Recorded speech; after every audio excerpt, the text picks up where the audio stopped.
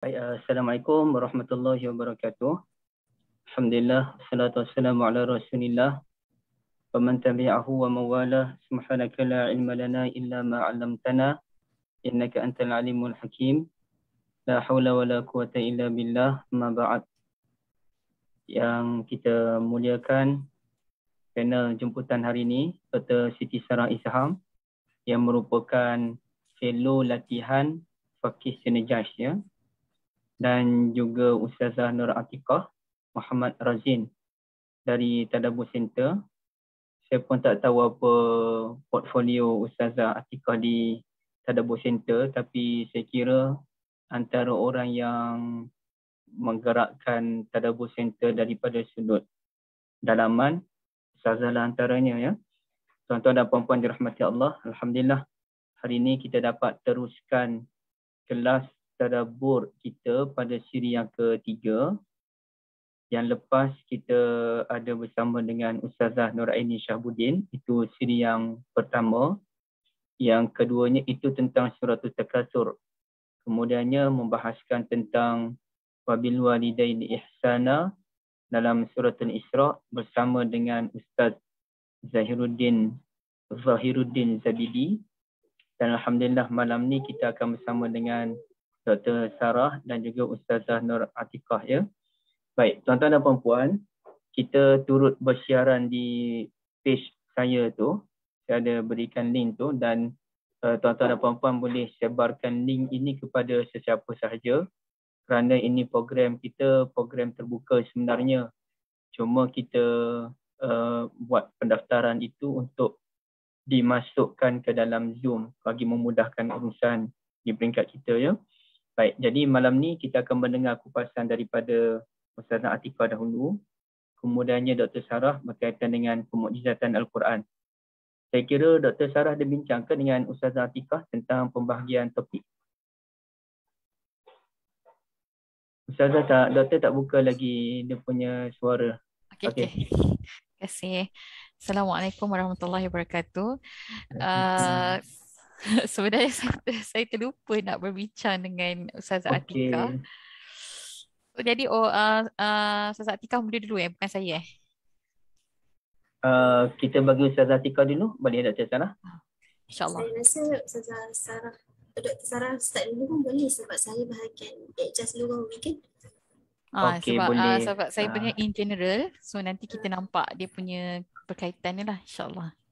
Boleh, mana-mana pun boleh. Tak apa, program kita tak formal sangat. Kalau nak mana-mana dulu pun tak ada masalah. Dan tuan-tuan dan puan-puan yang hadir pada hari ini, okey, kalau ada sebarang perbincangan, boleh terus ajukan ya. Sama ada tuan-tuan dan puan-puan nak tulis di ruangan chat yang ada ataupun nak terus berdialog dengan panel kita hari ini. Saya kira Dr. Sarah dan Ustazah Atikah terbuka kan? Boleh bagi dialog terus kan? Okey, insyaAllah. Jadi Dr. Sarah sebagai pensyarah UTM, kita ambil dia sebagai fellow latihan di peringkat faqih. Jadi kita persilakan Dr. Sarah untuk memulakan perbincangan tentang kemukjizatan Al-Quran secara umum. Okey, silakan Dr. Ya.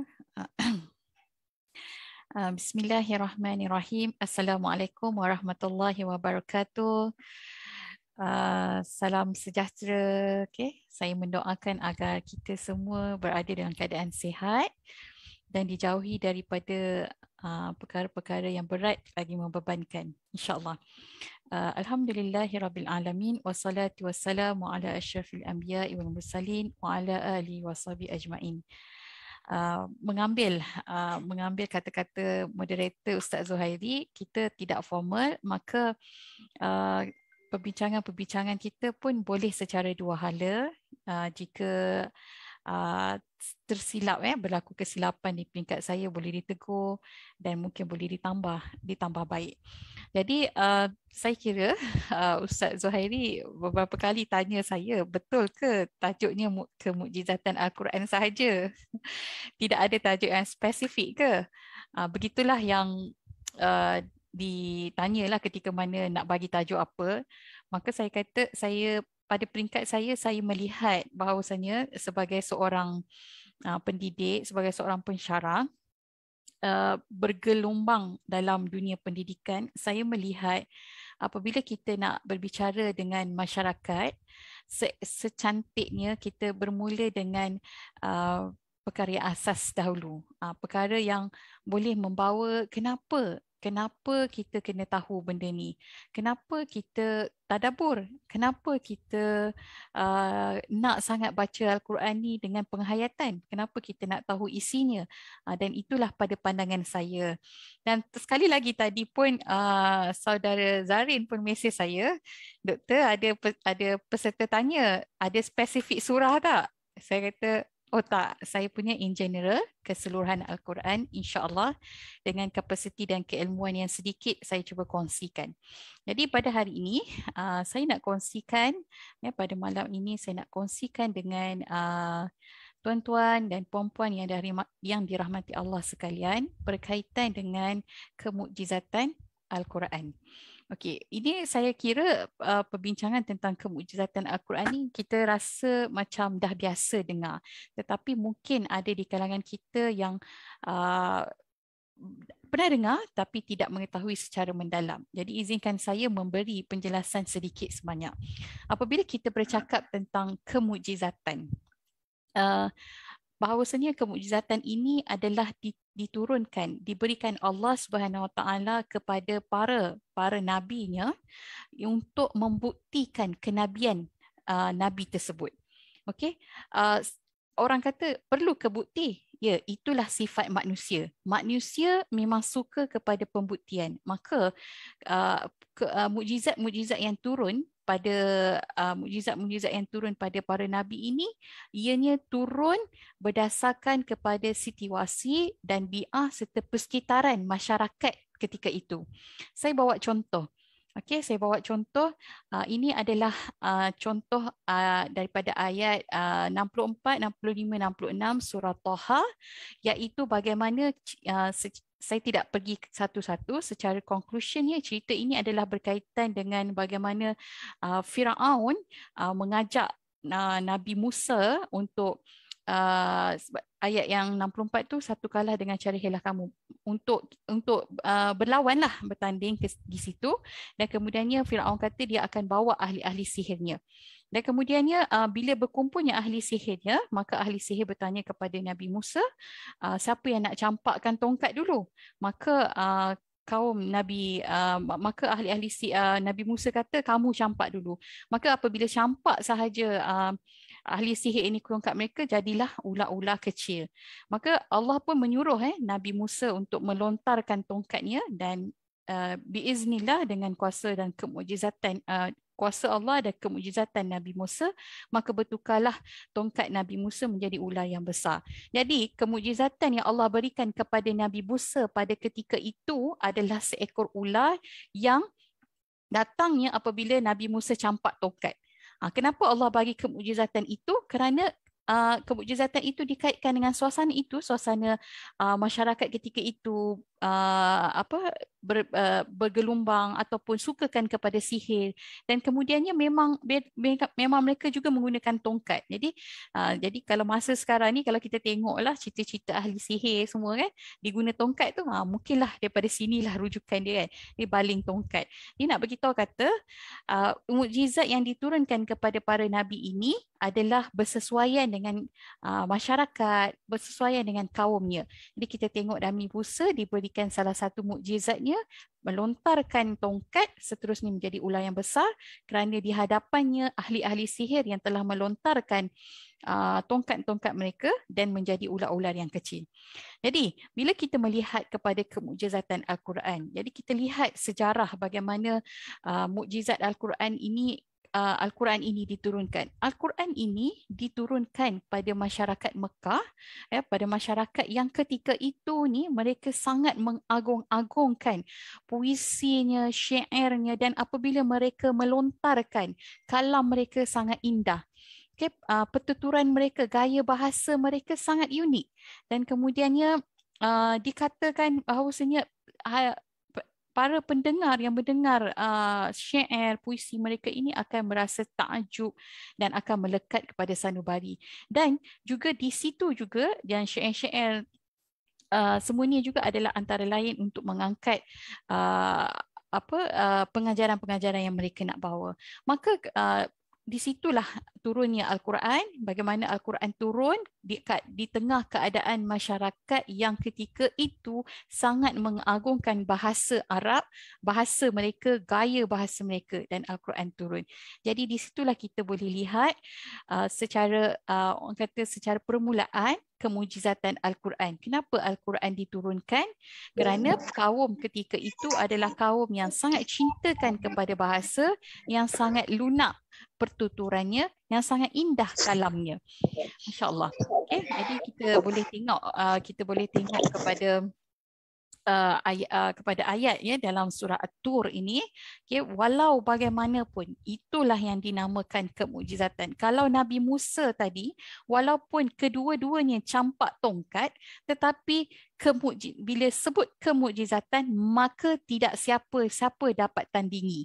Okey, jadi kalau tadi ahli sihir, mereka pun campak tongkat dan jadinya ular, dan Nabi Musa pun campak tongkat dan jadinya ular, tetapi yang membezakan adalah ular Nabi Musa besar dan boleh makan ke semua ular-ular ahli sihir, tapi ular-ular ahli sihir itu kecil-kecil, tidak dapat menandingi. Dan akhirnya ahli-ahli sihir itu terus sujud kepada baginda Nabi Musa dan kemudiannya telah mengaku akan Tuhan mereka. Jadi begitu juga dengan kemujizatan Al-Quran ini. Apabila Allah datangkan kemujizatan Al-Quran, sudah pasti, confirm, ianya mesti lebih daripada apa yang masyarakat Arab ketika itu. Kalau masyarakat ketika itu hebat, mahir, maka Al-Quran itu datang lebih-lebih hebat, lebih-lebih mahir. Dan sekitar pembacaan saya melihat bahawasanya pada zaman tersebut sememangnya masyarakat Arab, mereka ini tidak pandai menulis dan tidak pandai membaca. Tetapi kehebatan mereka mampu menguasai menuturkan kata-kata yang indah. Jadi kita lihat kepada surah Tur ayat ke-33, 34 dan ke-35, bagaimana ayat ini menerangkan berkaitan dengan cabaran Allah Subhanahu Wa Taala kepada kaum-kaum ni yang duk sakiti Muhammad sallallahu alaihi wasallam, yang duk kata risalah-risalah nabi ni daripada diri ni kan. Jadi duk kata macam-macam lah dekat Al-Quran ni, maka Allah sebut maka hendaklah mereka membuat dan mendatangkan kata-kata yang fasih dan indah seperti Al-Quran jika betul mereka orang yang benar dakwaannya. Tetapi apa yang kita lihat bukan sahaja mereka pada zaman yang ketika itu kita maklum kehebatan bahasanya, kehebatan gaya bahasanya tidak dapat tandingi, tetapi ayat ini sangat relevan sehingga ke hari ini. Bagaimana kita melihat orientalis terus menerus cuba mencipta ayat-ayat Al-Quran, tetapi sememangnya tidak sampai. Okay, saya ingat ya ketika saya degree dulu ada assignment yang diminta. Doktor waktu tu bagi saya, prof bagi saya buku Quran orientalis buat. Jadi dekat situlah dia sebab tu kita diminta untuk belajar sebab dia memang kita tak nak, kalau kita tak baca Al-Quran selalu dan kita tak cuba memahami, kita memang akan mudah terpesong sebab ada ayat dia dekat-dekat. Tapi kita ada setengah tu kita nampaklah macam kelakar sikit. So saya tak dapat nak bagi contoh hari ni sebab ingat-ingat lupa takut salah. Okey, jadi itu bila kita bercakap tentang kemujizatan Al-Quran. Okey, jadi tuan-tuan dan puan-puan yang dirahmati Allah sekalian, sedikitlah saya nak berkongsi ketika mana berlakunya musibah banjir yang berlaku musibah banjir yang besar di kawasan Selangor. Kita melihat viral beberapa video di kalangan para asatizah, ustaz-ustaz ke ustazah-ustazah yang menceritakan yang berkaitan dengan Al-Quran tidak basah, Al-Quran terselamat, hebatnya Al-Quran. Tuan-tuan dan puan-puan yang dirahmati Allah sekalian, apabila Allah sebut Allah memelihara Al-Quran, ingat Allah bukan memelihara dari sudut fizikal Al-Quran itu, tetapi Allah memelihara isinya sehingga hari kiamat. Okey, itulah mukjizat. kemukjizatan Al-Quran. Isinya Allah akan pelihara sehingga hari akhirat. Isinya, undang-undangnya, syariat Allah itu yang akan terpelihara sampai hari akhirat. Bukan fizikalnya, tuan-tuan dan puan-puan. Kalau kita nak bawa masyarakat, nak bawa masyarakat untuk cintakan Al-Quran, bukan begitu, tuan-tuan dan puan-puan. Yang sebetulnya untuk kita membawa masyarakat kembali kepada Al-Quran, memahami bahasa Al-Quran, memahami apa yang Allah nak sampaikan dalam Al-Quran dan mengamalkan dalamnya adalah dengan begini, kelas-kelas begini, tadabbur Al-Quran, kemudian kelas-kelas yang mendekatkan dengan Al-Quran, bukan untuk diagung-agungkan sebegitu. Saya kira ianya boleh menjadi sedikit perselisihan lah, sebab nanti agama lain pun mengiktiraf kami punya rumah ibadat pun tidak dimasuki banjir, ataupun kitab kami pun tidak basah. So kita khawatir, tuan-tuan dan puan-puan, orang yang lemah imannya akan mudah goyah apabila mendapat perkabaran-perkabaran begini. Tetapi kalau kita bawa mereka ini untuk kembali kepada ayat-ayat Allah, meletakkan, mengajar mereka, membawa mereka untuk tadabbur, memahami ayat-ayat Allah, apa lagi yang tinggal adalah keimanan mereka semakin bertambah dan tidak akan goyah, insya-Allah. Okey. Jadi di sini saya bawa datangkan beberapa ijaz. Sebenarnya bila kita bercerita tentang kemukjizatan Al-Quran, atau dalam bahasa Arabnya kita sebut ijaz Al-Quran, bila kita sebut ijaz Al-Quran, ini adalah kemukjizatan yang berada dalam Al-Quran. Tetap ijaz dalam Al-Quran ini, kemukjizatan Al-Quran ini yang paling banyak, paling besar, paling lama diperbincangkan adalah ijaz lughawi atau ijaz bayani. Kerana apa? Kerana sememangnya Al-Quran itu diturunkan untuk melawan, untuk menentang masyarakat ataupun kaum ketika itu yang terror dalam bahasa. Jadi para ulama, para mufassir, para pengkaji, mereka banyak menceritakan berkaitan dengan ijaz lughawi. Okey, dan kemudiannya zaman bertukar zaman, perkembangan pekajian-pekajian telah berlaku, maka lahirnya keilmuan-keilmuan berkaitan ijaz ilmi, ijaz tasyri'i, ijaz tarbawi. Ada lagi sebagai contoh ijaz a'dadi, iaitu ijaz nombor. Tetapi pada malam ini saya tidak bincangkan kerana ijaz a'dadi ini adalah ijaz yang boleh dikatakan antara perbahasan kemukjizatan Al-Quran dari sudut nombor yang baru diperbincangkan dan masih lagi tidak berlaku pro and con. Tapi kajian terus berlaku dan berlaku supaya kita memahami kemukjizatan yang ada dalam Al-Quran. Kerana apa? Semakin lama kita mengkaji, semakin meningkat keimanan kita kepada Allah. Jadi sebelum saya masuk ni, ada beberapa lagi apabila kita melihat di dalam Al-Quran, kita contohnya lah, kita nak melihat satu ayat Al-Quran itu, kita nak melihat, kita baca dia, kita lihat dari sudut bayan. Tapi sebenarnya hebatnya Al-Quran ni, kita lihat, contoh sekejap lagi Ustazah Atikah dia tengok daripada sudut bayan. Tapi mungkin saya boleh lihat daripada sudut ilmi. Dan mungkin juga Ustaz Zuhairi boleh lihat daripada sudut tasyri'i. Ya, satu ayat itulah antara lain kemukjizatan Al-Quran. Satu ayat tapi boleh dilihat dari pelbagai pelbagai sudut. Dan tuan-tuan dan puan-puan yang dirahmati Allah, Al-Quran ini tidak akan habis mengkajinya sehingga hari kiamat. Sebagaimana Allah kata, Allah akan pelihara Al-Quran dan isi di dalamnya, fokusnya pelihara itu adalah isilah sampai hari kiamat. Sebegitu juga keilmuan yang ada dalam Al-Quran ini tidak akan habis. Contohnya kalau kita baca buku contoh daripada Ustaz A tentang surah Al-Hujurat. So kenapa mesti ada Ustaz B? Kenapa mesti ada Ustazah C? Kenapa ada Ustazah D yang bercerita tentang Al-Hujurat juga? Kerana apa? Itulah keilmuan, itulah kemukjizatan Al-Quran. Berbagai pandangan dari sudut mana yang kita nak lihat. Okay? Okey, jadi di sini saya bawa sikitlah beberapa. Okey, ini adalah ayat ya daripada surah Al-Kahfi ayat yang kelima, yang saya nak menunjukkan bahawasanya perbincangan Ijaz Al-Bayan ataupun Ijaz Lughawi Ijaz Lughawi daripada sudut ayat ini. Kalau kita baca pada ayat ini, sebenarnya kita nak cerita tentang, kita nak masuk bercerita tentang sejarah kisah Ashabul Kahfi. Tetapi saya pula membaca ayat ini, melihat ayat ini pada sudut melihat ijaz bahasanya. Okay, kita tengok kepada ayat kalimah kaburat kalimatan. Kaburat kalimatan. Okay, kaburat ini maksud dia besar. Okay, besar. Akbar, kabara. Besar perkataan. Okay, apabila kita sebut besar, dia perkataan kabir, perkataan kaburat ini, dia mestilah disusuli dengan sesuatu yang bersifat nampak.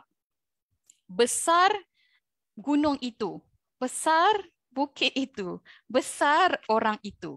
Besar ini adalah satu kalimah di dalam bahasa Arab yang untuk menunjukkan sesuatu yang bersifat nampak, bersifat wujud benda tersebut. Tetapi di dalam ayat ini, surah Al-Kahfi ayat yang kelima ini, Allah datangkan perkataan kaburat untuk maksud kalimatan. Kalimatan adalah suatu benda yang bersifat abstrak. Benda yang keluar daripada mulut, kita tak nampak besar mana. Kan? Tetapi kenapa Allah menggunakan perkataan kaburat kalimatan? Di sinilah kalau kita baca sekali lalu malahum bihi, kita bacalah, lepas tu kita baca terjemahan, sebenarnya mereka tidak mempunyai sebarang pengetahuan mengenainya dan dan tiada juga bagi datuk nenek mereka besar sungguh perkataan syirik yang keluar. Kita akan baca okey macam tu je.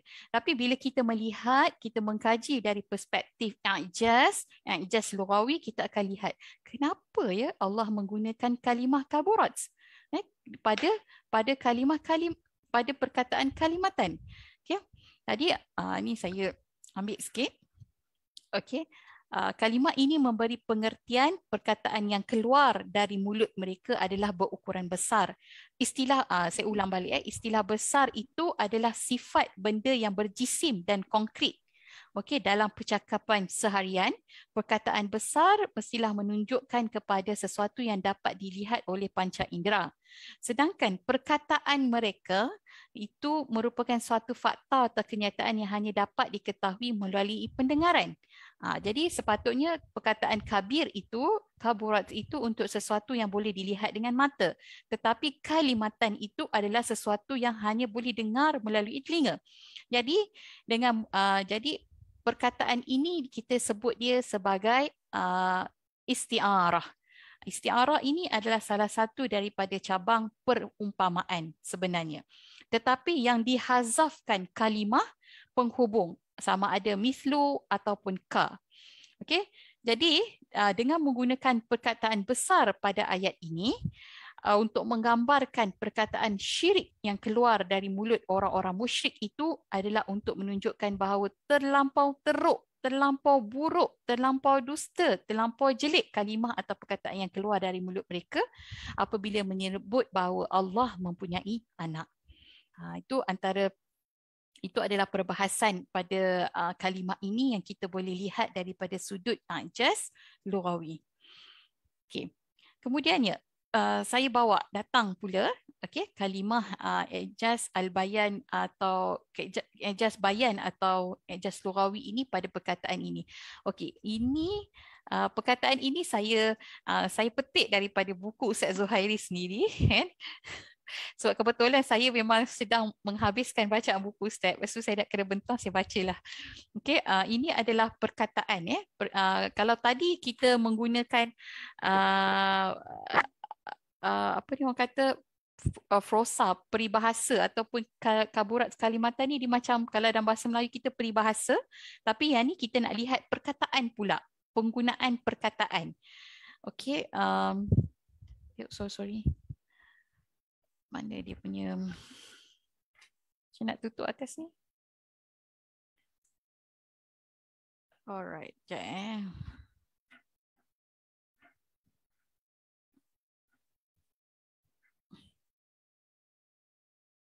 Sekejap ya Ustaz. Dia ada kat atas ni. Kalimah jannati.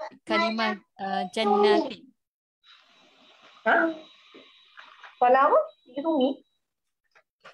Ada ni ke?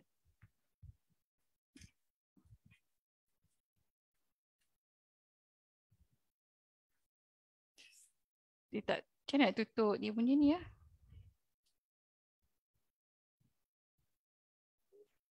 Macam mana Sarah? Nak Nak tutup yang bahagian atas ni Ustaz. Tak nampak ayat Quran dia ke Ustaz nampak? yang ayat analah wa basyiril ladzina amanu ke? Kami nampak.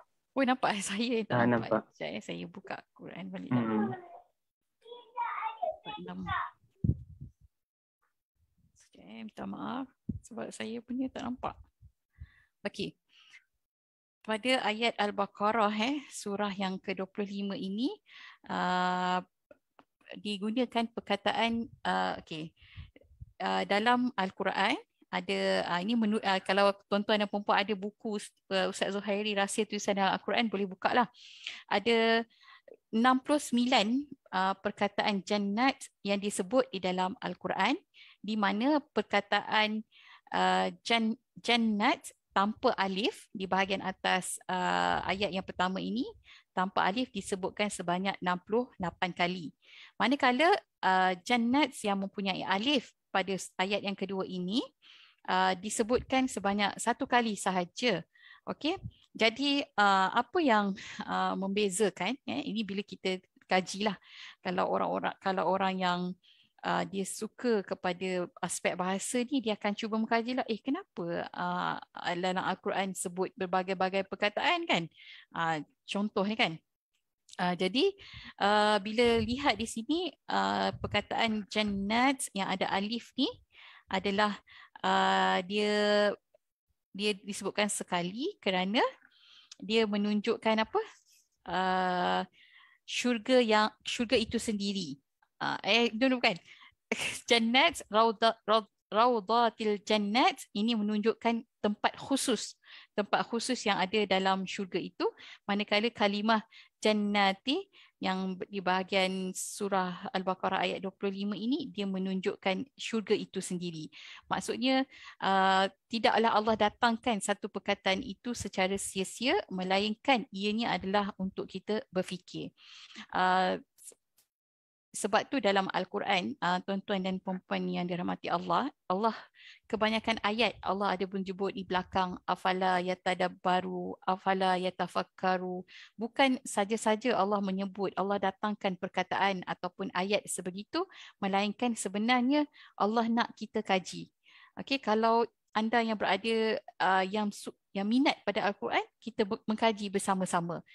Tapi bukan dia tidak terbatas kepada kajian pada luar sahaja, tetapi mungkin kalau anda berada di bahagian sains, anda boleh mengkaji di bahagian sains pula. Okey. Kemudian kita tengok pada ijaz tashri'i. Saya kembali balik pada perbincangan yang saya katakan tadi, satu ayat itu kalau orang yang mengkaji bahasa dia akan lihat daripada sudut bahasa. Manakala orang yang mengkaji, contoh ini ijaz tashri'i, dia nak cari tashri'i, maka dia akan jumpalah tashri'i di situ. Okey, jadi kita lihat kepada ayat Al-Quran yang berkaitan dengan riba. Okey, saya bawa perbincangan kita pada hari ini 2 ayat di sini kerana saya nak kongsikan daripada sudut kalimah riba itu. Ya, kalimah riba dalam Al-Quran ada 2 jenis. Yang ini juga saya dapat daripada buku Ustaz Zuhairi juga. Okey, ada dua jenis perkataan yang membawa maksud riba. Okey, dalam Al-Quran. Okay, kalau kita boleh tengok pada ayat yang ke-275 ini, kalimah riba dia alif, lam, ra, ba, waw, alif. Manakala dalam ayat yang bahagian bawah ini, perkataan riba dia ra, ba. Okey, kalau orang yang baca dari sudut i'jaz lughawinya, dia akan melihat perkataan-perkataan beginilah kenapa Allah Subhanahu Wa Taala menyebut meletakkan Al-Quran riba ni begini, yang satu lagi ni begini. Okay? Jadi ada sebabnya, dan saya bacakan rumusan perkataan riba yang atas ini, ya, yang mislu riba ini merujuk kepada riba yang diharamkan oleh syariat. Manakala kalimah riba yang bawah ini adalah kalimah yang membawa maksud kepada riba yang halal, iaitu pemberian hadiah. Walau bagaimanapun ia hanya berbincang dari sudut bayan, dari sudut lughawi. Tetapi kita tidak boleh bincang riba yang bawah ini dari sudut tasyri'i. Okey, maka kemukjizatan tasyri'i, i'jaz tasyri'i ini adalah i'jaz yang bersangkut dengan pensyariatan, undang-undang atau pensyariatan syariah Islam. Jadi dalam ayat yang 275 ini, i'jaz tasyri'i dia adalah bagaimana Allah menyebut innamal bai'u wa ahallallahu al-bai' wa harrama riba, di mana Allah Subhanahu Wa Taala meletakkan pensyariatan untuk dihalalkan jual beli dan diharamkan riba. Kerana apa? Jadi kerana apa? Dan hari ini pekajian telah dibuat dan akhirnya kita melihat bahawasanya riba itu adalah satu perkara yang boleh memusnahkan ekonomi, yang boleh membawa kemudaratan dan boleh membawa kepada kepincangan keluarga, kepincangan dalam masyarakat dan juga negara. Jadi semua ini, ya, bila kita membaca ayat Quran, Allah halalkan jual beli, Allah haramkan riba, kita hanya baca setakat itulah. Allah haramkan riba, Allah haramkan riba. Tapi bila kita cuba mengkaji i'jaz tasyri'i, syariat dia Allah kata haram riba. Tapi bila kita mengkaji i'jaz dia, kenapa diharamkan riba itu, maka kita akan lihat dari sudut semasa. Itu memerlukan kepada pengkajian. Sebab tu saya kata tadi, kemukjizatan ini adalah Allah datangkan untuk kita mencari, berfikir dan mengkaji. Okey. Seterusnya, okey, ini adalah ini pula saya bawa datangkan satu contoh berkaitan dengan i'jaz lughawi dan juga i'jaz tarbawi. Okey, bila sebut tarbawi, sebut orang tarbiyah. Okey, tarbawi adalah didikan. Bagaimana dalam ayat ini, surah Al-Hujurat ayat 12 ini, kalau tuan-tuan dan puan-puan boleh lihat, dia Allah menyebut sini, dan janganlah setengah kamu mengumpat setengah yang lain. Okey. Okey, wala tajassasu, okey? Bukan. Wala tajassasu wala yaqta ba'dukum ba'dha. Okey, itu adalah satu bentuk tarbawi, i'jaz tarbawi. Allah kata jangan mengumpat setengah yang lain. Okey, jangan mengumpat setengah yang lain. Dan kemudiannya pada ayuhibba ahadukum ni, ayuhibbu ahadukum ni, ini kat sini terdapat ni unsur i'jaz lughawi di bawah perbahasan mathal ataupun amsal, perumpamaan, di mana Allah bagi tahu, okey, wahai orang-orang yang beriman, kamu jangan mengumpat. Okey, kerana apa? Kerana orang yang mengumpat ini seperti orang yang makan daging dia sendiri. Ini dalam bahasa saya lah.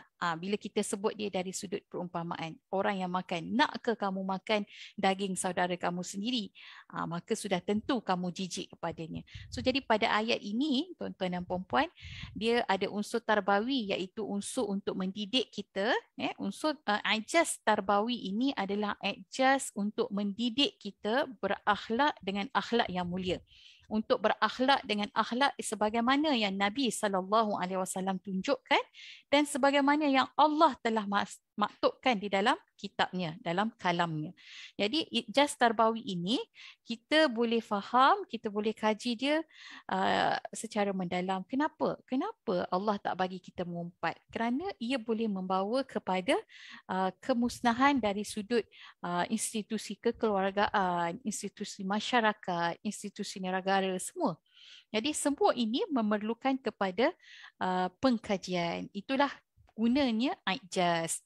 Okey, dan ayuhibbu ahadukum ni adalah satu bentuk perumpamaan juga, tetapi tidak menggunakan kalimah mislu ataupun ka. Okey. So kemudiannya, kemudian kita tengok pula kepada surah yang kalau ada di kalangan tuan-tuan dan puan-puan yang pernah baca status Facebook saya pernah muatkan perkara ini bagaimana dalam surah Al-Qari'ah. Okay, surah Al-Qari'ah adalah surah yang Allah ceritakan berkaitan dengan suasana ataupun keadaan pada hari kiamat nanti. Bagaimana Allah mulakan dengan kalimah Al-Qari'ah, hari yang menggemparkan. Okay, apa dia hari yang menggemparkan itu? Dan apa jalan yang engkau dapat mengetahui kedahsyatan hari yang menggempar itu. Dan kemudiannya Allah Subhanahu Wa Taala mendatangkan satu ayat yang meletakkan perumpamaan untuk menggambarkan keadaan hari kiamat itu, iaitu yauma yakunun nasu kal farashil mabthuth. Kalau orang bahasa, dia akan melihat farashil mabthuth, seperti kekatu yang terbang berkeliaran. Okay, cukuplah. Makna kata ayat ini yauma yakunun nasu kal farashil mabthuth ini adalah ayat perumpamaan kerana menggunakan kalimah kaf. Kalimah kaf di sini adalah salah satu kalimah yang menunjukkan ia adalah perumpamaan. Tetapi apabila kita mengkaji, kita akan dapat melihat bahawasanya terdapatnya unsur i'jaz ilmi, i'jaz yang ada teorinya, i'jaz yang bersifat sainsnya di sini. Kenapa? Okay, mabthuth yang terbang berkeliaran. Jadi bila kita kaji dari sudut sifat haiwan itu sendiri, biasanya mungkin orang-orang yang belajar dalam zoologi ni mereka tahulah sifat-sifat farash ni, iaitu kelkatu ini, dia ni hidup kelkatu ini hidup di dalam tanah. Okey, sifat tanah itu apa? Sifat tanah itu adalah gelap. Jadi apabila dia keluar daripada tanah ini, tuan-tuan dan puan-puan boleh tengok kalau dia keluar pada musim hujan kan, dia keluar, kita buka lampu. Macam mana keadaan dia? Dia akan berlari-berlari sehingga dia merempuh sesama mereka, dan ada yang jatuh, tercabut sayap, dan ada yang melepasi sampai dapat duduk dekat lampu. Sebab dia takjub. Begitu juga, jadi ayat ini Allah nak terangkan, wahai orang yang beriman ni, manusia yang berfikir, hari kiamat nanti ni hari yang sangat menggemparkan, di mana dahsyatnya tu kamu keluar daripada tempat dan kamu pergi ke tempat yang dalam keadaan yang dalam keadaan yang tolak menolak, kemudian jatuh menjatuh, tapi kamu tak perasan benda tu sebab tidak ada hala tuju dalam kepala tu, tak ada hala tuju. Keluar menonong, berlari sana sini, mungkin terjerit ketika itu kan. Jadi gambaran yang Allah letakkan kat sini, kalau kita tengok dari sudut lughawinya, ayat ini, ayat keempat surah Al-Qari'ah ini adalah i'jaz lughawi yang di bawah perbahasan amsalul Quran. Tetapi bila kita lihat daripada sudut i'jaz ilmi, kita akan lihat farash itu adalah kelkatu yang sifatnya gelap, yang duduk tinggal di gelap, dan dia akan keluar pergi ke cahaya dalam keadaan berebut-rebut dan merempuh-merempuh, dan ada yang jatuh, ada yang mati, ada yang tercabut sayap, dan yang kuat, yang gagah akan ke depan. Okey. Dr. Sarah, boleh seminit lagi, Doktor? Okey. Saya cuba tiba-tiba.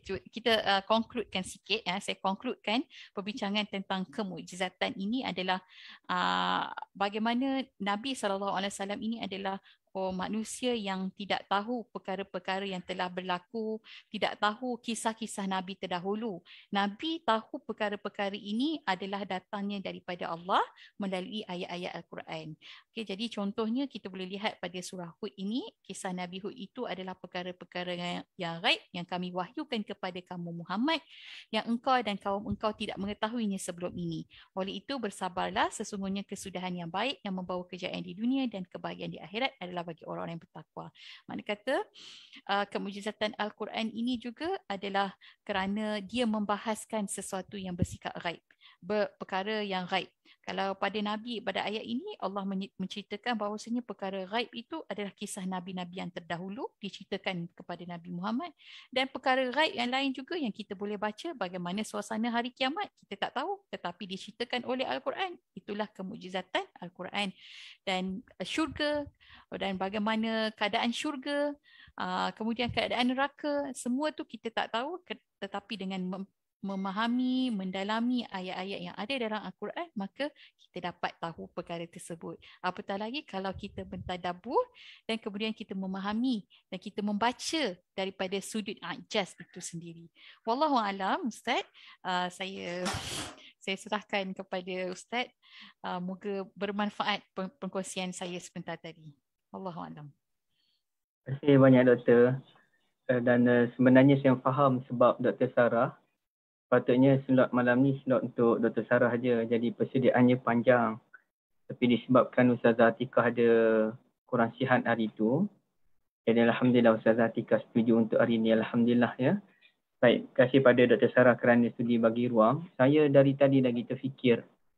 Suara Dr. Sarah ni mirip suara siapa? Tapi saya tak dapat nak tangkap tu. Suara siapa tu. Okay, barakallahu fikum. Oh, itu memang betul lah. Okey, Ustazah Atikah, kita jemput orang tulang belakang Tadabbur Center malam ni untuk mengisi ruang kita, dan Alhamdulillah Ustazah Atikah setuju untuk berkongsi dengan kita. Silakan Ustazah Atikah untuk kemujizatan Al-Quran. Terima kasih Ustaz Zuhairi. Juga terima kasih kepada Dr. Sarah untuk penerangan tadi. Jadi saya cuma berkongsilah sedikit sebanyak berkaitan dengan ijaz lugawi. Suara saya jelas ke? Boleh. Ustazah okey je. Okey, ijaz lugawi macam yang tadi Dr. Sarah sebut tadi, ijaz lugawi dan ijaz bayan ni sama, lebih kurang dalam satu skop yang sama. Okey. Jadi ijaz lugawi ni dia mesti meliputi dua perkara, iaitu yang pertama fasih, pemilihan kalimah yang tepat. Satu kalimah boleh menggambarkan macam-macam perkara. Macam yang Dr. Sarah share tadi kan, al-farash al-mabsus. Kita terus, bila kita perhatikan farash, kita terus dapat gambaran, visual. Macam mana kiamat tu berlaku kan. Yang kedua, dia balik. Sampai ke akal, sampai ke hati, emosi kita pun boleh terima, psikologi kita pun boleh terima. Dan biasanya perkara yang berkaitan dengan balik ni dia banyak bermain dengan perumpamaan, perbandingan, gambaran visual supaya kita lebih memahamilah. Okey. Jadi saya nak kongsikan pengenalan sedikitlah berkaitan dengan ijaz lugawi ni. Okay, ijaz lugawi ni dia berkaitan dengan bahasa Arab yang terkait dengan pemilihan huruf, kalimat, gaya bahasa dan sebagainya. Sehingga orang Arab ni tak boleh nak, kadang-kadang lebih takjub. Mereka kan pandai bersyair dan mereka lebih takjub dengan bila mendengar Al-Quran. Okay, jadi ada 3 elemen bila kita belajar ijaz lugawi. Okay. Dan ijaz lugawi ni kalau dari dalam akademik kita belajar dalam balaghah, dalam topik balaghah. Okay. Dan dia ada 3 bahagian. Satu bayan, al-bayan. Okay. Al-bayan ni dia lebih kepada menjelaskan. Al-ma'ani lebih kepada susunan perkataan, bentuk kalimah tu bila dia hadir dalam sesuatu ayat. Kemudian al-badi'. Badi' ni lebih kepada kecantikan yang ada dalam bahasa tu. Okay. Jadi al-bayan, saya mulakan dengan al-bayan lah. Kita mungkin lebih detail sikit berbanding apa yang Dr. Sarah sebutkan tadi. Okay. Al-bayan dia menerangkan sesuatu makna dengan pelbagai cara pendekatan. Okay, ini secara overall lah yang saya boleh bawakan kepada semua. Jadi saya mudahkan kepada semua. Okay, yang pertama contohnya kepada tashbih. perumpamaan. Okey. Okey, dalam ayat ni kita perhatikan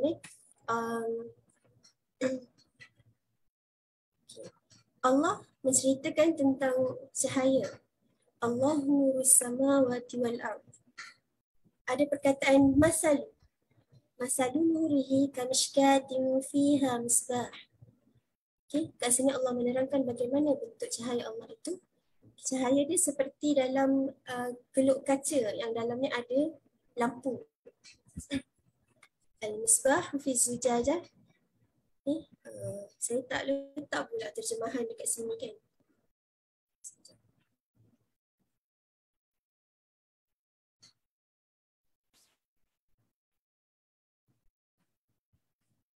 Nampak ke yang keluar?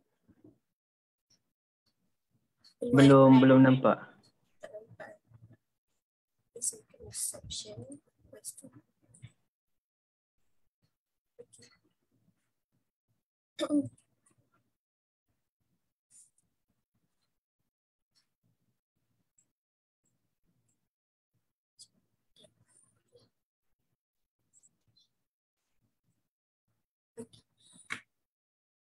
Ini dalam ayat ni Allah mendatangkan perbandingan. Okey, cahayanya kamishkatin fiha misbah.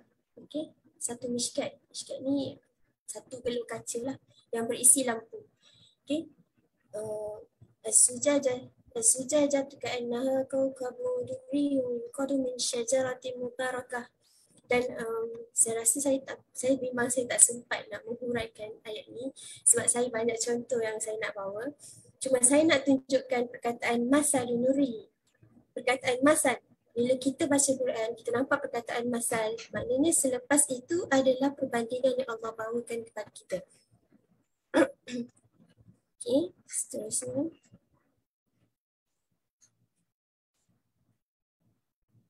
Okay. Ada satu lagi bentuk perumpamaan dalam Al-Quran. Allah datangkan dengan perkataan ka'annahu wa iz natakna al-jabal fawqahum ka'annahu zullah. Okay. Dan ingatlah Muhammad ketika kami mengangkat gunung Tursina ke atas mereka seolah-olah gunung itu awan. Okay. Ka'annahu zullah. Okay. Ini dari sudut perumpamaan lah. Kemudian datangnya kiasan. Okay. Dalam ayat ni, kiasan tu kepada perkataan yadaka, ayat yadaka maghlulatan ila unukika. Okay, mari kita baca terjemahan. Dan janganlah engkau jadikan tanganmu terbelenggu di lehermu. Dan janganlah pula engkau menghulurkannya dengan sehabis-habisnya. Kerana akibatnya akan tinggallah engkau dengan keadaan yang tercela dan kering keputusan. Okay, ayat ni nak ceritakan tentang janganlah kita menjadi orang yang bakhil.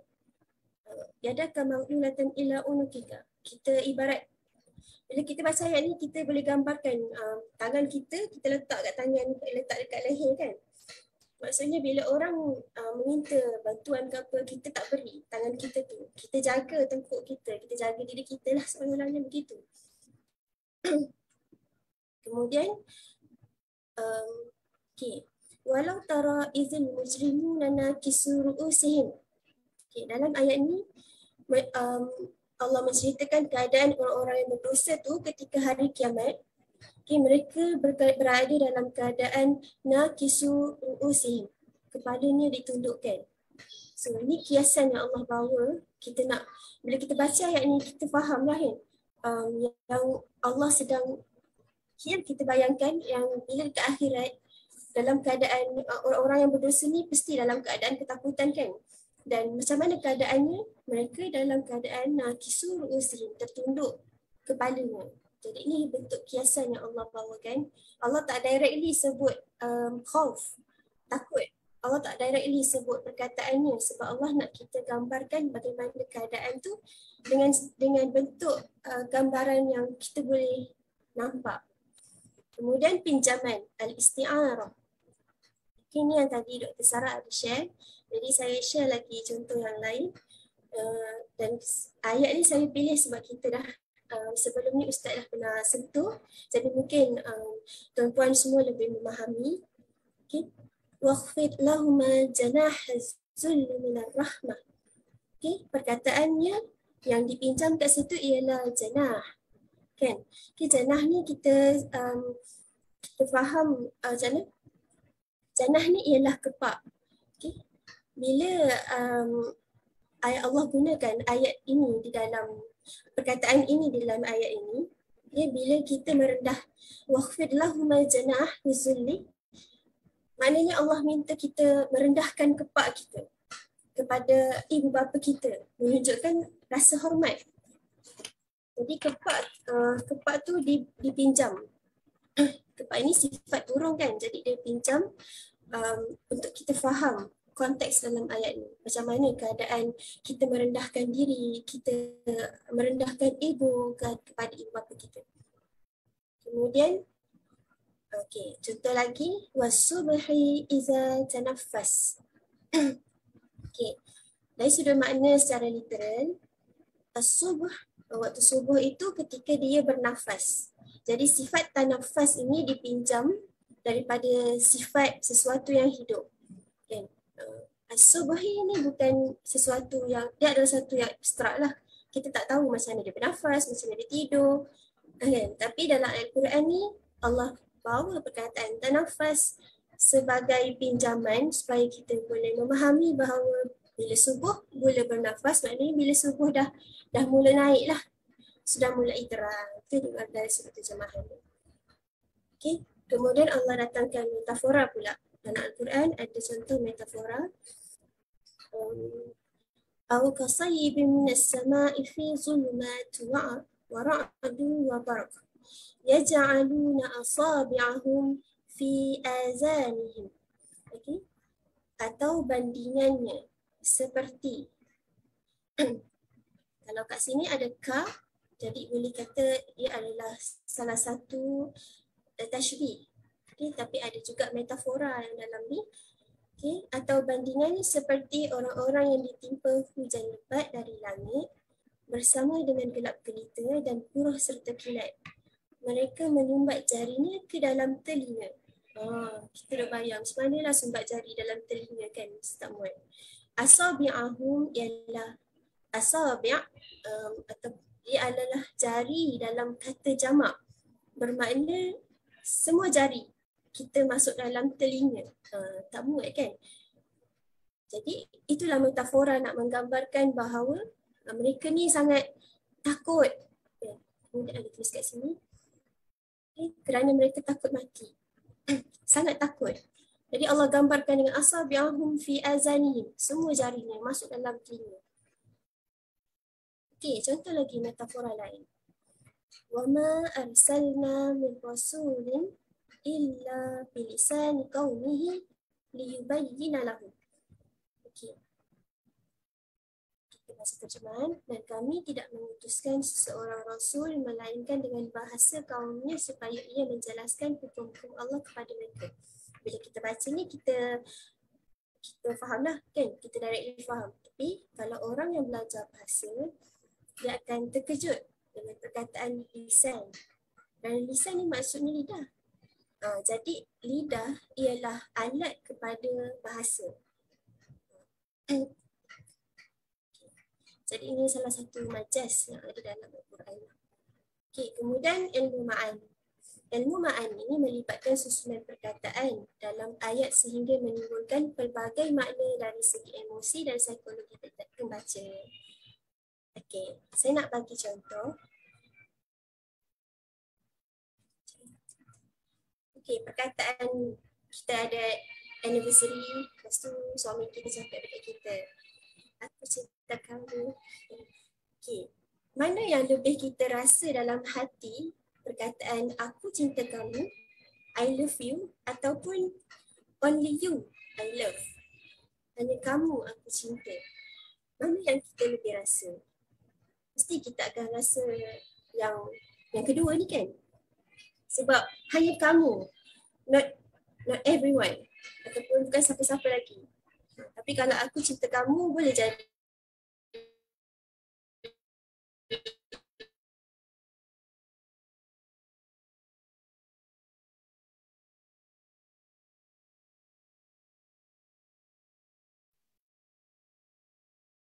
Okey, internet Ustazah Atikah terberhenti sekejap kan? Dalam dari sudut at-taqdim wa at-ta'khir. Taqdim ni maksudnya yang didahulukan. At-ta'khir ni maksudnya yang diakhirkan. Jadi dalam ayat ni Allah tak susun dia sebagai na'budu iyyaka ataupun nasta'in iyyaka. Tapi Allah susun iyyaka dulu. Baru na'budu. Maknanya kita dah bila kita baca ayat ni sebenarnya dia dah emphasize satu kekuatan ataupun tauhid, nilai tauhid, bahawa hanya Allah, pengesaan kepada Allah sahaja. Okey, seterusnya ayat yang pernah Ustaz Zuhairi sebut dalam bincangkan dalam siri yang sebelum ni.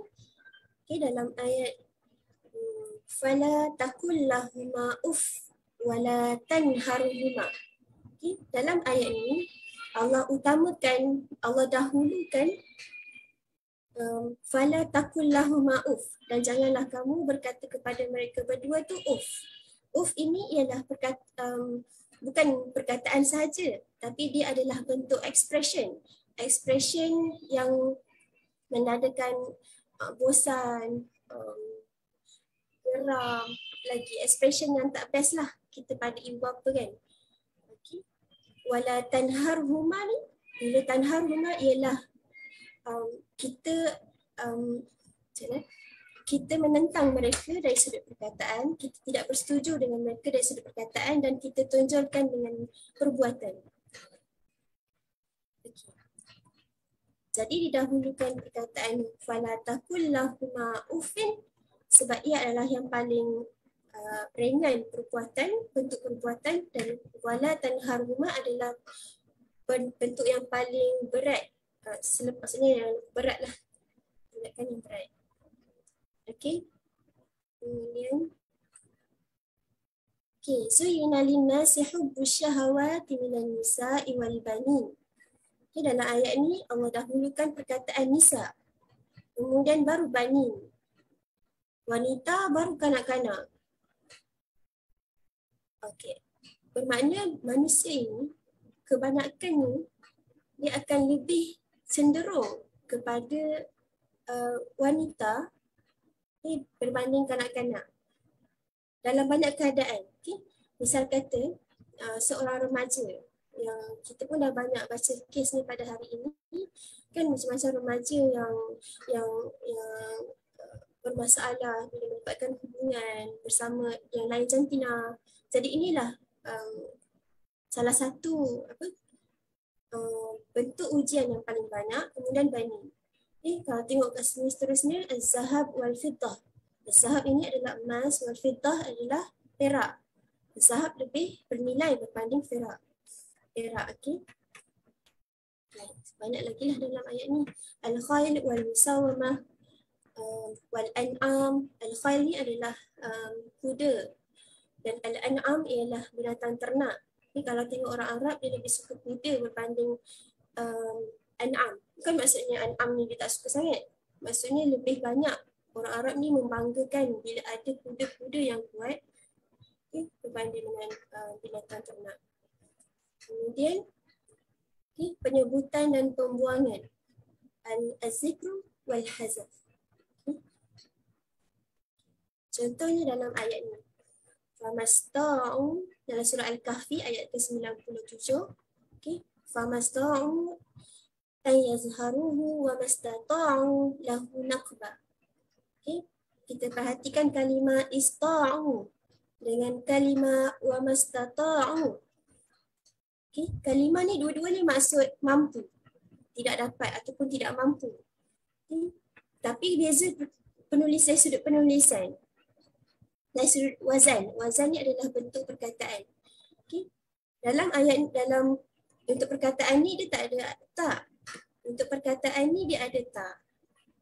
Wa mastata'u dia ada ta, fa mastata'u dia tak ada ta. Jadi kalau kita tengok As-Samirai disebut, dia kata famasta'u an yazharu, perbuatan memanjat tembok ni lebih senang berbanding perbuatan menepuk tembok. Nakubah ni perbuatan yang lebih berat lah. Sebab tu ada ta. Ta kat sini menunjukkan perbuatan tu lebih berat. Dan memanjat tembok tu lebih ringan. Okay. Kalau ini kategori kalimah pula, was'alil qarya. Was'alil qaryata allati kunna fiha wa na'ira. Dan tanyalah kepada penduduk negeri Mesir tempat kami tinggal berdagang. Ini surah Yusuf ayat ke-82. Waktu tu Bunyamin ditahan oleh Nabi Yusuf. Ketika itu sebab mencuri piala. Jadi abang-abang ni balik kepada ayahnya. Nak bagi tahulah tentang Bunyamin tu dah mencuri piala. Tapi kali ni bukan sebab kerana abang-abang yang Bunyamin tu sengaja meninggalkan Bunyamin. Seperti mana dahulunya abang-abang ni meninggalkan Yusuf dalam telaga sendirian. Okay, jadi dia disebut was'alil qarya. Tanyalah kampung tu. Maknanya kat sini dia hazafkan, dia buang perkataan ahlu. Ahlu tu adalah ahli lah. Penduduk Korea. Dia buang perkataan penduduk Korea. Dia terus sebut Korea. Okay. Maknanya dia nak emphasize bahawa ayah tanyalah orang ke, burung ke, pokok ke, apa-apa yang ada dalam kampung tu bahawa kami bercakap benar. Dia nak cakap macam tu. Jadi ahlun kat situ dibuang. Dia nak emphasize kekuatan dia memberi hujah ataupun bercakap dengan ayah dia bahawa dia tak tipu kali ni. Mereka tak tipu kali ni macam mana mereka tipu ayah mereka yang katanya Yusuf dah mati, dimakan oleh serigala. Kali ni betul-betul Bunyamin tu, adik tu ditahan di Mesir. Ustazah, ada seminit lagi Ustazah. Okey. Jadi seminit lagi ya. Saya lanjutkanlah dekat Al-Badi'. Okay. Al-Badi' ini adalah dari sudut bahasa Al-Badi' ini maksudnya mencipta ataupun menghasilkan. Ataupun boleh juga kita faham sebagai mendekorasi. Jadi dalam Al-Badi' ini banyak membincangkan tentang macam mana Al-Quran tu dalam dia ada banyak kata-perkataan yang indah, ayat-ayat yang indah. Dia puitis tapi tetap sampai dan jelas. Okay. Contohnya kat sini dia sama lafaz tapi lain makna. Okay. Dalam bahasa Arab kita sebut dia sebagai al-jinas. Yauma taqumu as-sa'atu yuqsimul mujrimuna ma labisu ghayra sa'atin. Okay. Perkataan sa'atu yuqsimu, sa'atu yang pertama dengan sa'atu yang kedua. Okay. Perkataannya sama tapi maksudnya berbeza. Okay. As-sa'ah yang pertama maksud dia al-qiyamah. Okay. Yaumul qiyamah, hari kiamat, dan sa'ah yang kedua adalah maksudnya satu saat sahaja. Ini menarik kan? Okay. Jinas yang kedua, humazah, lumazah. Dia lebih kurang je dia punya susunan perkataan, tapi berbeza pada hak dengan lam.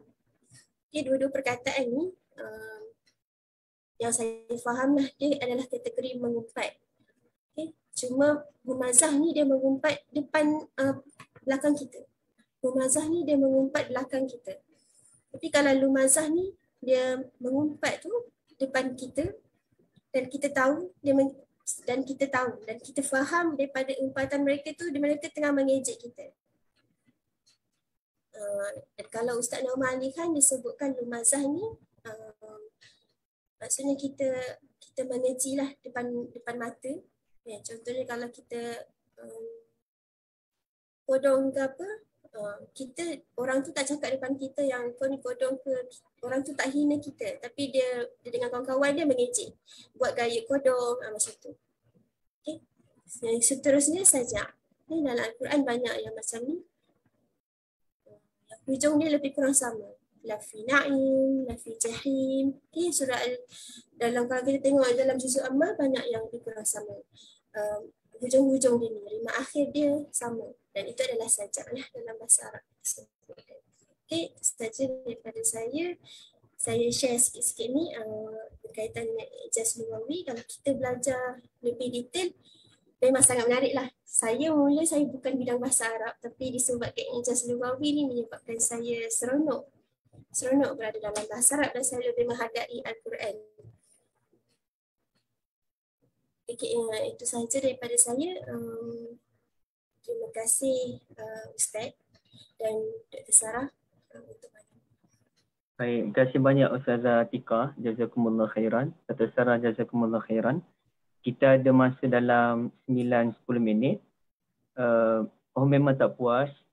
Dr. Lily pun dah minta slide. Tapi kalau saya boleh jadi PA pada Ustazah, kalau puan-puan, tuan-tuan dan puan-puan nak dapatkan slide daripada Ustazah, ada baik jugalah kita mendapatkan dalam bentuk apa istilah dia, kalau boleh saya sebut minta maaf, kita membelilah.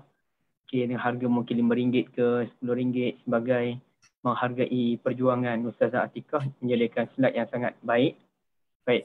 Jadi di sini, okey, silakan kalau ada sebarang persoalan tuan-tuan dan puan-puan. Saya banyak benda nak respon tapi saya kawal diri.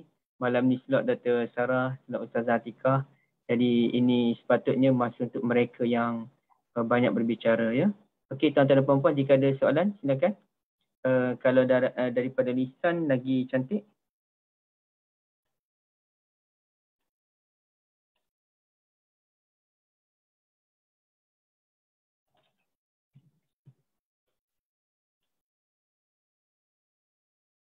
Ada soalan Dr. Sarah ada respon sikit? Respon apa ya Ustaz? Dekat ni, soalan dekat chat. Nanti Ada ke? Rasanya tak ada soalan di chat. Kalau Dr. Sarah ada nak tambah sikit sebanyak, kita boleh berikan masa. Sedikit perkongsian jugalah Ustaz kan. Sebab macam mana? Saya kajian peringkat master saya adalah berkaitan dengan metafora. Okay? Metafora dalam Al-Quran. Waktu saya degree, saya buat Amsalul Quran. Manakala dalam master saya buat metafora. Sikitlah saya cerita. Ketika mana saya diberi tajuk ini, sekalipun saya dah tolak tajuk ni, saya dah berikan 10 tajuk pada supervisor saya, Profesor Datuk Zulkifli, tapi satu-satu ditolak dan dia bagi tajuk metafora.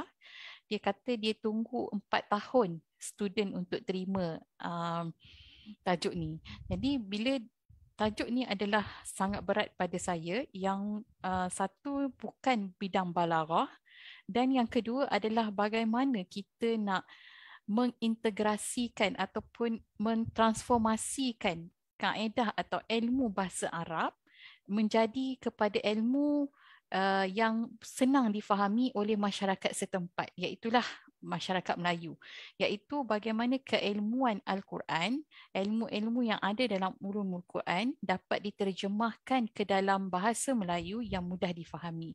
Maka saya kongsikan sedikit, ia adalah metafora.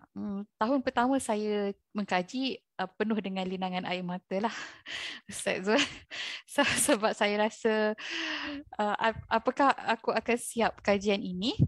Tetapi betul kata Prof Zul selalu mengingatkan saya, kalau rasa tertekan, rasa tak mampu, bangunlah, dia kata, minta pada Allah. Dan Alhamdulillah amalan itu saya buat sebulan, tetapi dalam masa sebulan tu tidak terus dapat, dia bulan-bulan seterusnya baru dapat. Dan saya minta maaf pada Ustazah Atikah, bila kita berbicara tentang metafora, menurut kajian saya, metafora itu hanya yang disebut sebagai metafora adalah keilmuan tentang isti'arah dan juga sebahagian kecil daripada tashbih, iaitu seperti tashbih baligh, ya, tashbih yang tidak menggunakan kalimah, masal ataupun ka. Okey, jadi secara ringkasnya, sedikit perkajian yang saya cuba buat dan mungkin Ustaz Zuhairi atau Ustazah Atikah boleh betulkan juga. Apabila saya mengkaji tentang ilmu ijaz al-bayan ataupun bayan ya, ilmu bayan Al-Quran, saya melihat bahawasanya perbincangan tentang bayan Al-Quran ini adalah perbincangan yang berkaitan dengan menyentuh tentang kiasan ataupun perumpamaan. Tetapi yang membezakannya adalah sama ada dia meletakkan kalimah ada waktu tashbih. Kalau dalam tashbih kita sebut ada waktu tashbih lah, kalimah mislu ataupun kalimah ka. Okey, itu tapi dalam isti'arah ia adalah bayan, ilmu bayan, tetapi dia tidak menggunakan kalimah ka mislu, dia tak ada.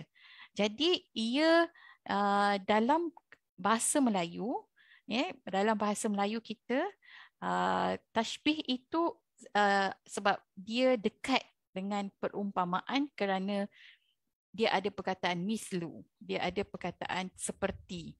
Tapi metafora ini dalam bahasa Melayu dia adalah kiasan yang disebutkan tanpa menggunakan kalimah ka ataupun mislu. Tapi kalau dalam kajian saya yang saya bawa ayat Quran kaburat kalimatan tu, saya tak bawa lah bagaimana saya meletakkan huruf ka di situ menggambarkan, sebab saya takut yang audiens yang mendengar ni bukan berada di bidang tu, saya khawatir nanti pening. Cuma bila nak sebut tentang metafora, saya dah mengkaji, saya cuba mengkaji dan saya cuba meneliti hanya isti'arah dan juga dua bahagian, iaitu daripada tashbih baligh dengan tashbih saya tak ingat tashbih muakkad atau tashbih apa, saya tak ingat. Itulah metafora. Adapun majaz itu tidak termasuk kategori metafora. Kalau pandangan Ustazah Atikah itu adalah pandangan surface yang sebelum saya melakukan perkajian secara mendalam. Itulah yang dibawa oleh masyarakat, terutama kajian itu yang saya lihat yang pertamanya dipelopori oleh orang Indonesia lah. Itu adalah pengkaji-pengkaji di Indonesia, dia memang bawa lah majaz itu adalah metafora. Tapi bila saya bawa, saya kaji metafora, majaz itu tidak termasuk dalam elemen metafora yang kita faham dalam bahasa Melayu. Itulah, wallahualam. Minta maaf. Terima kasih Dr. Sarah. Saya pun tak faham apa Dr. Sarah sembang tadi, tapi saya dengar je lah kan. Okey, jazakumullah khairan. Ada soalan tu, metafora tu apa benda sebenarnya? Simple aja. Ustazah Atikah. Metafora ni apa? Kiasan lah ke apa dia sebenarnya? Yes. Oh, Atikah. Kiasan lah. Okey. Rasanya dah tak ada apa-apa dah. Ataupun Ustazah Atikah ada apa nak respon sebagai akhir? Saya sedikit sajalah daripada saya. Terima kasih kepada Dr. Sarah. Dan saya dalam bidang bahasa Arab pun saya masih belajar lagi sebenarnya kaitan dengan ijaz lugawi. Dan itulah insya-Allah doakan saya bakal sambung master selepas ni dalam bidang insya-Allah. Bulan Mac ni mula kelas. Doakan saya lah. Banyaklah saya menuntut dengan Dr. Sarah dan Ustaz Zuhairi. Dan ilmu-ilmu yang berkaitan dengan Al-Quran ni terlalu banyak. Kita jangan berhenti belajar. Bila kita belajar, rupanya makin lama makin tak tahu. Yang kita sangka rupanya dalam tu ada A kecil, A sengit, A italic, A bold. Dan kita cuma dulu kita kenal huruf A besar, A kecil je. Tapi bila kita dah start menulis, kita mula jumpa A italic, yang ada macam-macam tanda ke atas tu, kan? Itulah dalam Al-Quran ni dia seperti lautan yang tak habis kita nak teroka. Jadi akhir kalam daripada saya, kita jangan habis belajar Al-Quran. Walaupun untuk yang bukan dalam bidang Al-Quran lah, kan? Saya setuju. Ustaz, boleh tak saya cakap sikit? Boleh. Minit terakhir. Okay, tuan-tuan dan puan-puan yang rahmati Allah, semakin kita belajar mendekati Al-Quran, bila saya membaca, saya terjumpa satu kalimah ni, semakin kita menuntut ilmu, okay, apatah lagi ilmu Al-Quran, sebenarnya semakin banyak Allah mengangkat, Allah mencabut nafsu dan syahwat kita. Apabila kita, sebab tu saya lihatlah kesan dia, kita akan kurang daripada melakukan perkara-perkara yang lara. Jadi kat sini saya pun nak jemputlah tuan-tuan dan puan-puan yang dirahmati Allah untuk bersama-sama dengan saya dalam kelas perumpamaan dalam Al-Quran yang akan mula kelas tersebut pada Rabu depan, yang mana saya rasa Ustaz Zuhairi ada letakkan di ruangan chat. Kat dalam tu kita akan berbincang bersama-sama, kita akan berkongsi berkaitan dengan perumpamaan. Kalau saya nak cerita tentang metafora, memang saya baca komen, saya bukan bidang bahasa Arab, susahnya. Okey, kita pergi yang perkara yang sangat mudah, iaitu perumpamaan, tetapi kita nak lihat apakah ibrah, apakah yang kita boleh dapat tadabbur, dan kita mungkin boleh masukkan isi kemukjizatan di situ, dan kita sama-sama berbincang selama 10 minggu insya-Allah. So marilah sama-sama untuk memahami Al-Quran dengan lebih baik. Itu azam untuk 2022. Ada nota nanti, Doktor? Nota untuk kelas tu? Ya. Ada. Kita setiap yang hadir ke kelas tu, kita akan ada apps tersendiri yang boleh download daripada apps tersebut, insya-Allah. Okey. Terima kasih banyak Dr. Sarah. Ustazah Atikah sambung master di mana, kalau boleh tahu? InsyaAllah UKM. Okey. Jazakumullah khairan. Saya sangat seronok hari ini, dan saya tahu masa tak cukup. Saya faham benda tu. Tapi kita meraihkan juga Dr. Sarah, Ustazah Atikah pun perlukan kerehatan, perlukan masa bersama dengan keluarga. Tuan-tuan dan puan-puan pun perlukan masa dengan keluarga. Jadi sesiapa yang nak faham lebih lanjut tentang Al-Amsal fil Quran ni, saya pun nak faham juga tu. Apalah tasbih baligh, apa benda, saya ingatkan akil baligh je. Rupanya tasbih baligh pun ada. Okey. InsyaAllah kelas pertama nanti saya memang kena join lah dengan Dr. Sarah untuk faham betul-betul. Begitulah dengan kelas seterusnya kan. Baik, tuan-tuan dan puan-puan, dua pengumuman je akhir ya. Dua pengumuman. Satu, Ustazah Atikah sebenarnya ada dalam proses menerbitkan buku Aku Tanpa Cintamu. Bila tu Ustazah Atikah dapat dikeluarkan tu, diterbitkan? Sekarang ni menunggu proses dapat ISBN lah. Lepas dapat ISBN, kita terus cetak dan terbit. Okey, dengan Dr. Azrul Azlan kan? Okey, insyaAllah kita cuba dapatkan, dan saya cuba jadi pembeli yang pertama. Dapat pembeli ke-10 pun jadilah. Dan yang keduanya dengan Dr. Sarah nanti kita mula 12 hari bulan tu. Sekali lagi saya ulang balik. Sesiapa yang ada masalah kewangan dan ingin bincang tentang berapa bayaran yuran yang boleh dibayar, boleh dijelaskan, boleh bincang je dalam grup WhatsApp nanti bersama dengan Ustaz Zarin dan tim ya. Ustaz Zarin sebagai pengurus projek. Dan jujurnya di peringkat kami, kalau betul-betul kalangan tuan-tuan dan puan-puan ada masalah kewangan, bukan tak ada duit, kita ada duit untuk benda lain lah kan, dan tak mampu untuk melabur untuk kelas ini, boleh je maklumkan dan kita boleh berikan sampai tahap percuma. Tapi itu untuk betul-betul yang tak ada masalah kewangan lah. Siapa yang ada kewangan yang lebih, buat macam biasa lah kan. Okey, baik. Barakallahu fikum. Terima kasih banyak Dr. Sarah, Ustazah Atikah, sahabat-sahabat dari Facebook, sahabat di Zoom. Berakhir kelas hari ini. Barakallahu fikum. Hayakumullah. Assalamualaikum warahmatullahi wabarakatuh. Waalaikumsalam warahmatullahi wabarakatuh. Terima kasih Ustaz. Sama Puan Latifah. Abah Syarudin, terima kasih banyak. Boleh dapat rakaman Ustaz?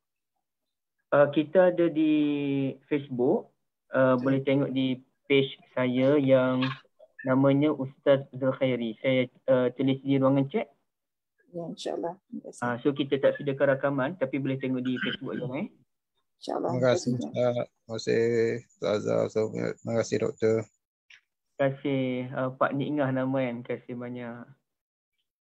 Terima kasih Ustaz. Terima kasih Puan Atika dan juga Doktor. Assalamualaikum warahmatullahi wabarakatuh. Waalaikumsalam warahmatullahi